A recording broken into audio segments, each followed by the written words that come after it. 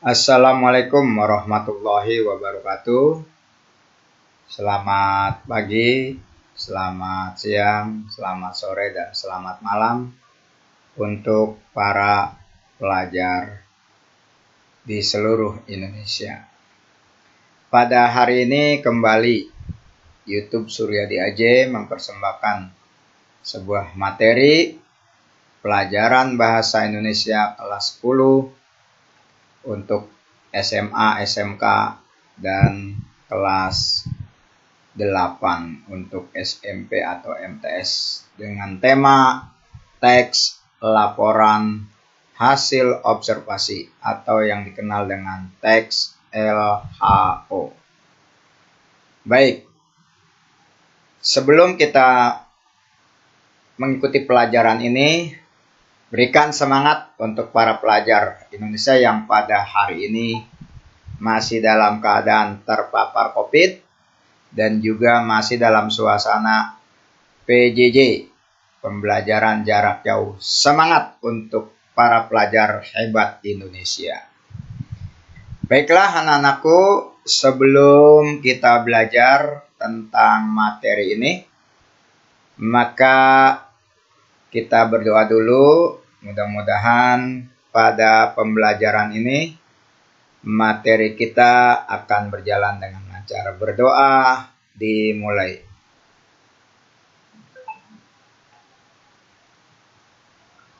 Selesai.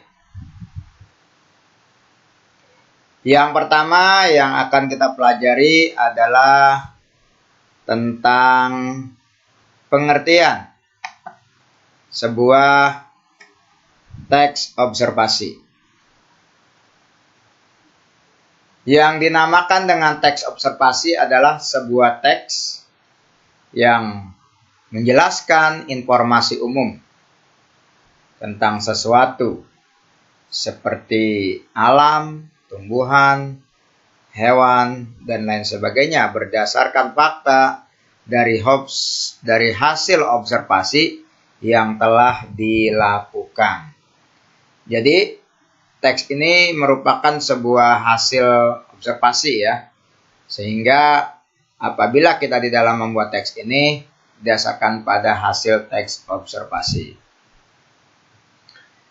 Struktur teks ini terbagi menjadi 3. Yang pertama adalah definisi, yang kedua deskripsi, dan yang 3 adalah deskripsi manfaat. Untuk pengertian atau bagian dari definisi umum merupakan sebuah pembuka teks LHO yang meliputi pengertian akan sesuatu yang diamati. Bagian yang kedua adalah deskripsi bagian yang berisi tentang rincian yang ditulis secara sistematis mengenai bahasan di dalam teks. Dan yang ketiga adalah deskripsi manfaat, merupakan bagian yang berisi manfaat atau kegunaan. Baik, sebagaimana pada teks-teks yang lain, bahwa dalam teks laporan hasil observasi ini memiliki aspek-aspek kebahasaan yang meliputi afiksasi. Apa sih yang dimaksud dengan afiksasi? Dikenal dengan istilah imbuhan, yaitu suatu proses pembentukan kata dengan memberikan imbuhan atau memberikan afiks pada bentuk dasar, baik dasar yang tunggal maupun yang kompleks. Misalnya pada bentuk dasar, komunikasi menjadi berkomunikasi, buat menjadi berbuat. Adapun afiksasi itu terbagi menjadi, yang pertama adalah prefiks atau yang disebut dengan awalan. Ya, awalan ini ditempatkan di bagian depan suatu kata dasar seperti ber, me, se, per, pe, dan ter. Nah, contoh yang ini bermain, kemudian mendengar, penari kata dasarnya nari, tari, kemudian tersisih kata dasarnya sisih. Yang berikut adalah infik atau sisipan. Dalam bahasa Indonesia, kita hanya mengenal beberapa sisipan, yaitu sisipan el, er, em, dan in. Contoh di sini pada kata telunjuk, kata dasarnya adalah tunjuk, kemudian gemetar, asal katanya adalah getar, kemudian gerigi, pada kata dasar gigi. Yang ketiga adalah sufiks, akhiran, yaitu afik yang diletakkan di belakang bentuk dasar seperti an, kan, dan i. Contoh mainan, biarkan, dan akhiri. Dan yang keempat adalah konfiks, yaitu dari dua unsur, yakni di depan dan di belakang bentuk dasar, seperti kean, pean, peran, beran. Jadi ini gabungan antara awalan dan akhiran. Oke, baik. Anak-anakku, para pelajar hebat Indonesia, yang kedua setelah awalan adalah ada yang dinamakan dengan prasa. Prasa atau dikenal dengan istilah prase. Prasa itu adalah kombinasi dari dua kata atau bahkan lebih, tetapi tidak dapat membentuk kalimat yang sempurna karena tidak ada predikatnya. Prasa ini meliputi satu, prasa nomina. Apa sih yang dimaksud dengan nomina? Nomina itu adalah kata benda. Ya. Kemudian mengacu kepada manusia, binatang, hewan, ya, seperti kata guru, kata kucing, kata meja, dan kebangsaan itu mengacu kepada benda. Kemudian yang kedua, prasa perba. Itu dapat diberi arti kata sedang. Untuk perba yang aktif dan kata sudah untuk perba keadaan. Contoh, bekerja keras dan sedang berlari. Anak-anakku, para pelajar hebat Indonesia, di sini akan disajikan adanya tabel. Ya, ini ada kata, ada afiks, ada bentuk dasar. Ini bermain, kemudian prefiksnya bermain, kemudian mainan, menjadi sufiks an, ya, main, permainan. Itu contoh yang di awal tadi sebagai afik. Anak-anakku, yang bagian C adalah memiliki definisi dan kalimat definisi dan kalimat deskripsi. Biasa di dalam definisi itu merupakan suatu kalimat yang memberikan penjelasan umum tentang suatu benda, hal, aktivitas, dan lain-lain. Kemudian definisi sering menggunakan kata adalah, ialah, merupakan, yaitu, dan sebagainya.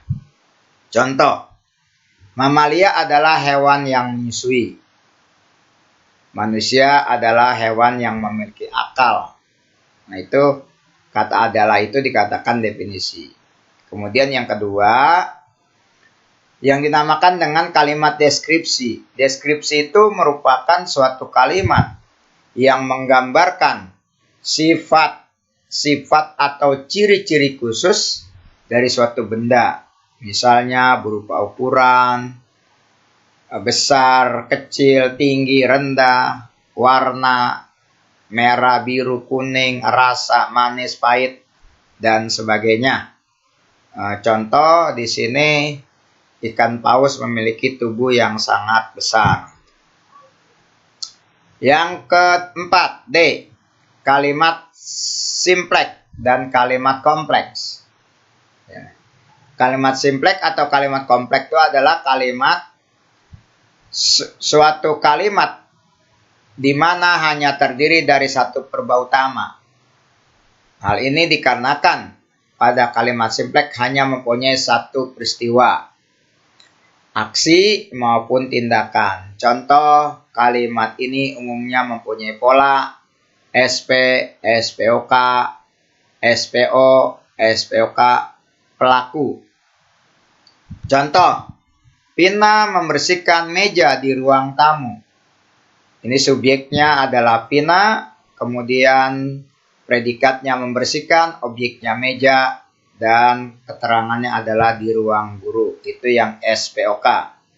Kemudian yang kedua, Nisa menyiram bunga. Subjeknya adalah Nisa, predikatnya adalah menyiram, dan objeknya adalah bunga. Kemudian yang kedua, kalimat kompleks. Kalimat kompleks ini adalah kalimat di mana mempunyai lebih dari satu verba utama maupun lebih dari satu predikat. Karena di sini terdiri dari dua aksi, baik itu peristiwa ataupun kejadian. Kedua struktur ini umumnya dapat dipisahkan dengan tanda koma, konjungsi, maupun sebaliknya, tidak mempunyai tanda ataupun konjungsi sama sekali. Sebab kalimat ini ya disebut dengan kalimat yang panjang. Kalimat yang lebih memiliki dari dua subjek dan dua predikat, atau yang dikenal dengan istilah kalimat majemuk. Contoh, Pina membeli berlian baru karena ia mempunyai banyak uang. Nah, di sini ada kata penghubung karena. Ya, ini ada klausa disebut ya.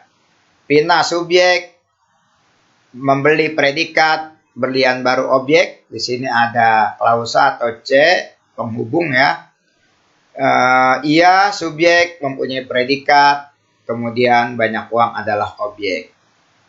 Berikut contoh yang kedua, itu tadi tidak menggunakan tanda koma, hanya menggunakan tanda penghubung.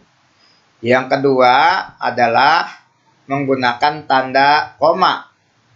Sipa menyanyi di kebun, burung pun berkicauan dengan begitu merdunya. Nah, ini subjeknya adalah Sipa, predikatnya menyanyi, di kebun adalah keterangan tempat. Nah, ini ada tanda koma.